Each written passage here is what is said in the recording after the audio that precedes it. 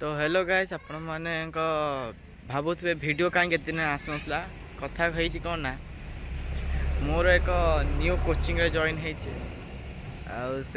Video आसूला school school 10टा 4टा तापर पुणी coaching 6टा ରୁ 8टा वीडियो केत एडिटिंग बने पकई हम हम ना मो पछ साइड जो देखुना प्लीज गोटे चांची है से देखा आपके देखो। तो गाइस देखंतु ए फ्रिजटा मतलब लगातार 2 दिन होता मुझे चांची थी सफा करते बैडमिंटन खेल ना है किंतु खेली पारिली ना तार कारण हूँ कि मो फास्ट गोटे जो कोचिंग होता मो घर पाखे से सकालुआ कोचिंग होता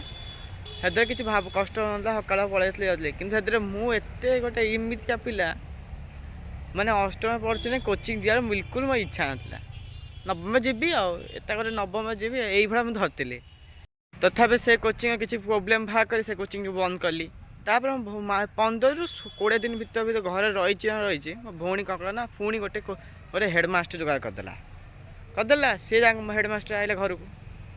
जदि आइला जानते फीस केते से भी किसी प्रोब्लेम बाहर कर 2 मास कोचिंग सॉरी ट्यूशन होगी बंद करी पुणी मसे जाइनी मो भौणी एत ये पुणी एबे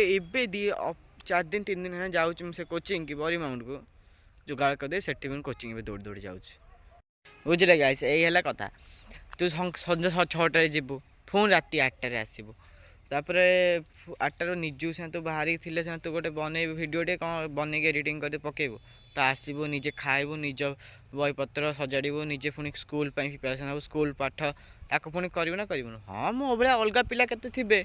से 2टा कोचिंग होते मु गोटे कर्मा कोड़ी मुझे करें ना सतरा जोटा तापर यही कथा आउ कौन यही भाया कथा एबे वीडियो आसब ए सब संडे संडे मंडे ये सब बार जो समय मिल